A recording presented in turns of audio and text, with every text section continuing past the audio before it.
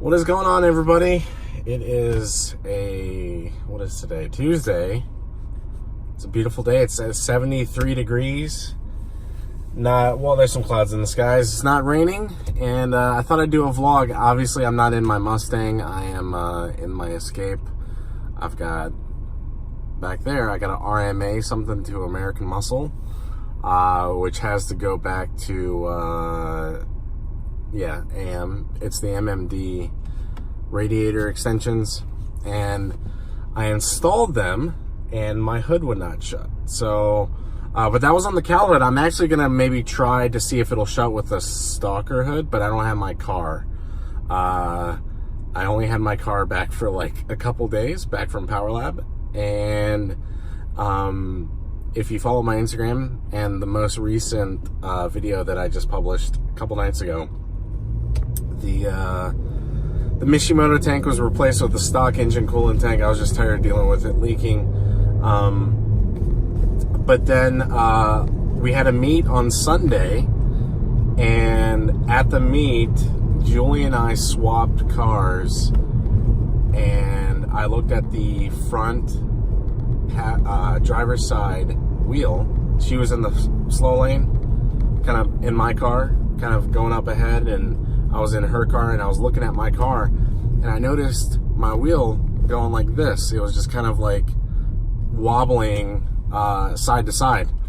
So obviously that's a cause for concern, considering I was going quite fast this weekend in a few areas.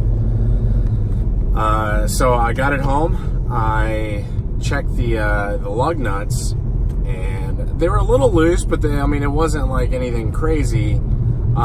Julie took it out again, and I looked, and it was still wobbling. With the brakes kind of making weird noises, the hot spots in the rotors, a few people and I were just really thinking that it was going to be hub bearings going bad.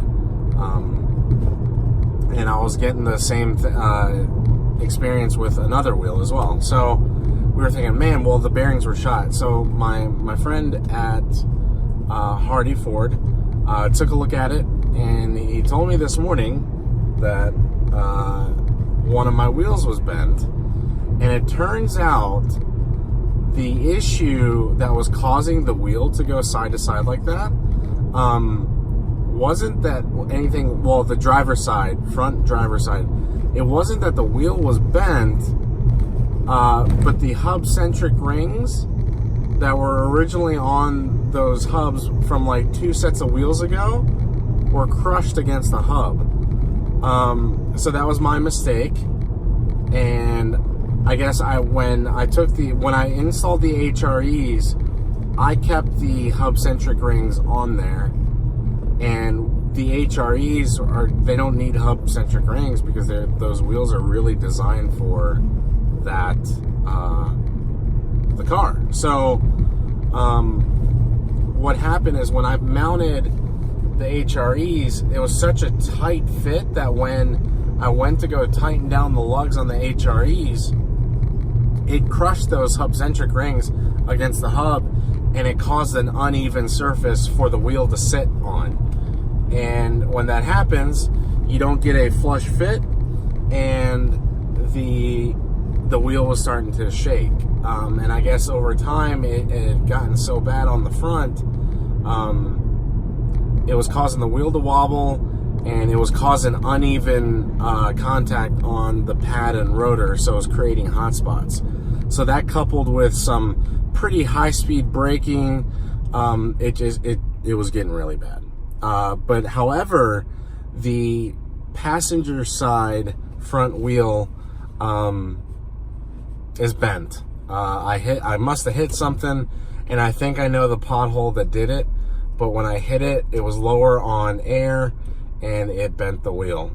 So that really sucks. So I have to replace the wheel. But Bill Toomas from CJ Pony Parts is coming to stay with us for a couple days to hang out. He's driving down from Pennsylvania on Saturday, staying at our house on Saturday night, and he's been gracious enough to, I purchased a new wheel, and he's going to bring it down with him. So I'll be able to get the wheel taken care of next week sometime. So one of those days I'm going to get the wheel taken care of. Luckily, I have the Escape to drive, and I don't have to worry about getting my car back on the road anytime soon. So with that being said, we're still somewhat on schedule for Oil Pump Gears, not this coming weekend, but next weekend. I'm trying to figure out if I'm going to get my trunk repainted. For those of you that don't know, my trunk has 2 holes that need to be covered up and sealed. But I may end up having to delay that just because of all the issues that I've ran into on my current past few weeks. So that's where I'm at. No hub bearings were bad.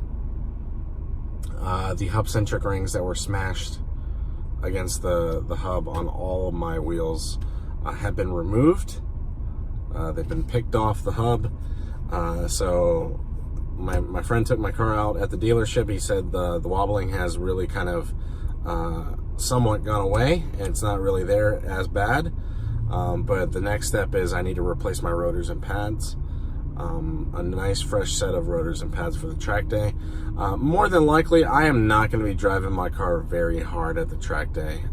It's going to be one of those things where I'm really not confident and comfortable with the car right now to where I'm going to be sending it lap after lap after lap. We shall see. I'm going to keep an eye on temperatures. Going to keep an eye on a lot of things for the next few weeks to make sure the car is running in tip-top shape. That's just how it goes when you start modifying your car really heavily. Things can go bad. You start pushing it to its limits. You start really touching things on the car over and over and over, and something's going to happen. The hub rings was an oversight on my part. You know, the coolant tank was a failure by Mishimoto. The Whipple has been running good.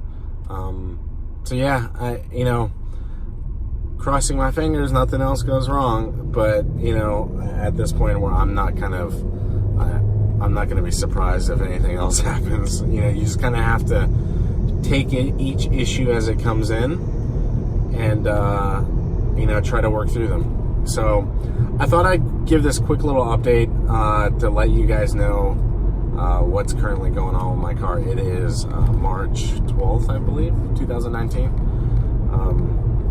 So yeah, that's it. I hope you guys enjoy this video. This isn't too hard for me to do in the Escape, I can do more of these videos. So if you like this type of thing, leave a thumbs up, leave a comment. That's kind of the biggest thing. Leave a comment. Let me know you guys are watching these. You know, I get a few hundred views per video. I mean, and that's awesome. Someone out there is watching my stuff. Let me know what you think. I'm always open to suggestions for videos. If you have any questions, I'll try to respond to them. If there's anything in particular that you'd like me to talk about, I can definitely do that as well.